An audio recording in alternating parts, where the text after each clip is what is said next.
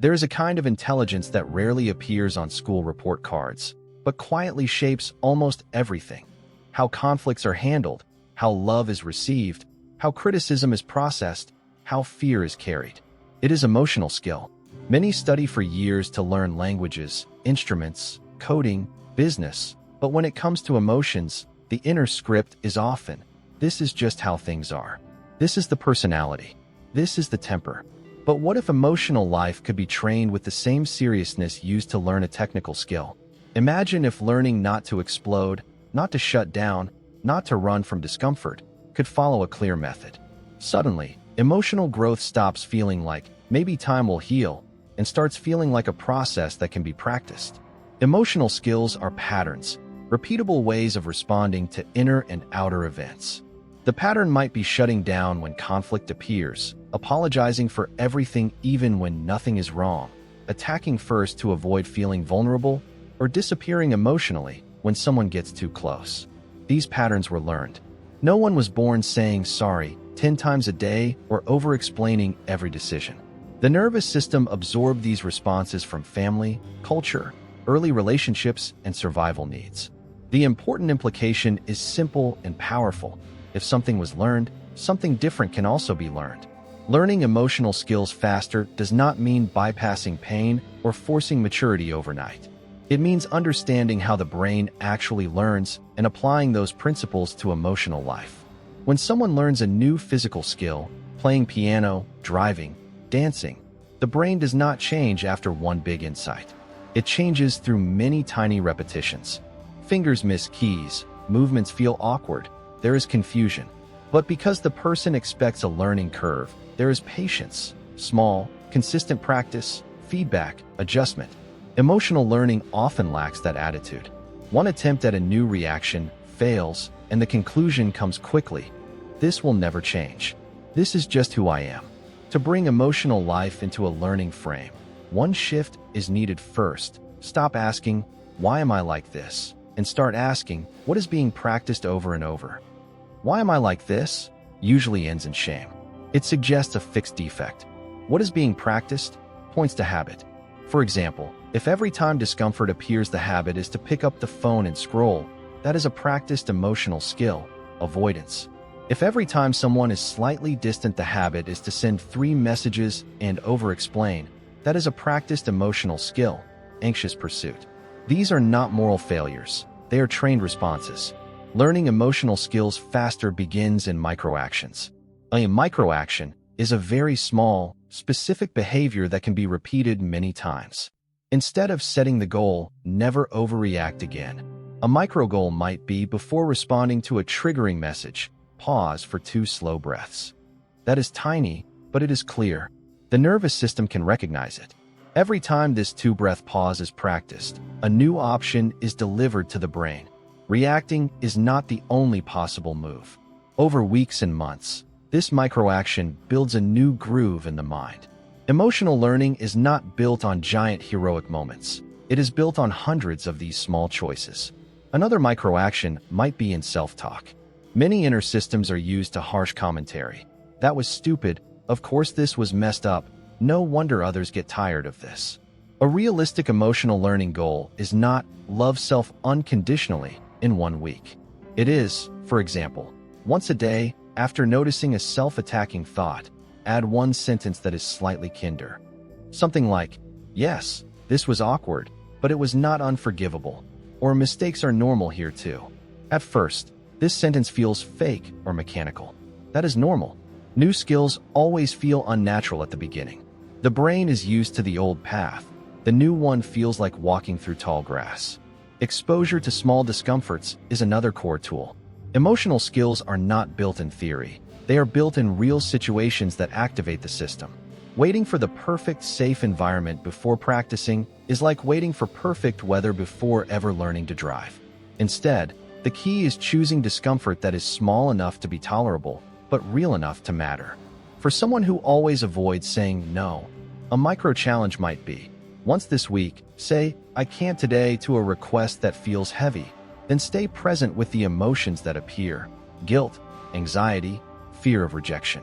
The goal is not to feel nothing. The goal is to learn that these emotions can be survived without instantly reversing the no. Recording progress is one of the most underrated parts of emotional learning. The mind has a bias toward nothing is changing, especially when change is slow and subtle. After a small win, one boundary held, one pause before reacting, one tiny shift in self-talk, the brain quickly forgets and returns to same as always. Keeping a simple emotional log can change this. Not a dramatic journal, just a few notes each day.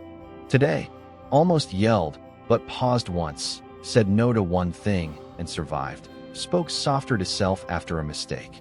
These records anchor reality.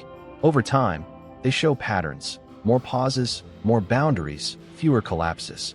Seeing this written down helps the system believe that learning is real, not imagined. Feedback is crucial in technical learning, and it is just as crucial in emotional learning. A musician hears when a note is off.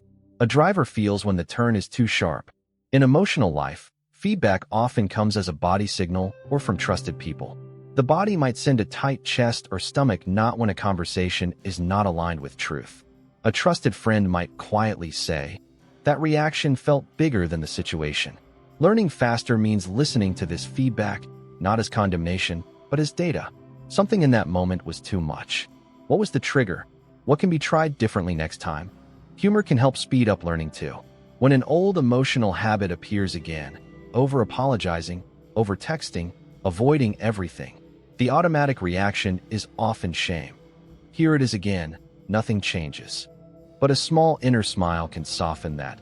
The old script is very committed to its role. This tiny bit of humor makes it easier to adjust in the moment instead of collapsing.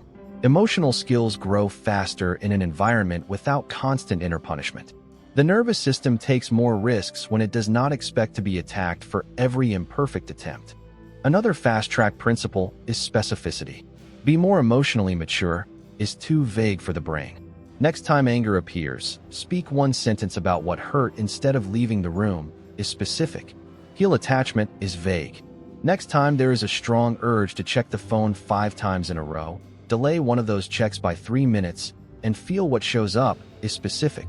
The more concrete the skill, the easier it is to practice it on purpose. Emotional learning responds to clarity. Vague intentions rarely translate into new behavior. The nervous system also learns from contrast, noticing the difference between old pattern and new pattern. After a moment where a new response was chosen, it helps to name it. Normally, this would have led to shouting or complete silence. Today, there was a pause and a simple "this hurt" instead. This comparison shows the brain the value of the new skill. It links the new behavior to a different feeling afterward. Less regret, more integrity, more calm. The more often this link is noticed, the more motivation grows to repeat the new pattern. Consistency beats intensity in emotional training. A single intense conversation about childhood wounds can bring insight, but if no new practice follows, old habits return quickly. A 5-minute daily check-in. How was anger handled today? How was fear handled? How was need handled? Can do more over months than one dramatic breakthrough that is never integrated. Think of emotional skills like muscles. One heavy workout with no follow-up does not create strength. Many small sets regularly do. Environment matters as well. Trying to learn emotional regulation while staying surrounded by constant chaos, disrespect, or manipulation is like trying to learn to swim in a storm with stones tied to the legs. Whenever possible, shaping the immediate environment speeds up learning.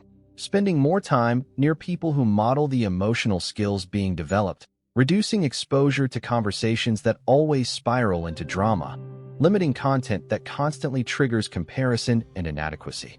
The nervous system learns by imitation. Being around regulated systems helps it discover what regulation feels like. Spiritually, learning emotional skills faster is also about aligning with deeper values. Technical goals ask, what can be achieved? Emotional goals ask, who is being become? Skills such as listening without immediately defending, telling the truth kindly when it is uncomfortable, staying with grief instead of numbing it, allowing joy without sabotaging. These are spiritual practices in disguise. Each micro-action in these directions is like a small prayer lived with the body instead of spoken with words. When emotional training is anchored in values like honesty, compassion, courage, and humility, it becomes more meaningful, not just self-improvement for performance. There is also a place for grace in emotional learning. No system upgrades perfectly.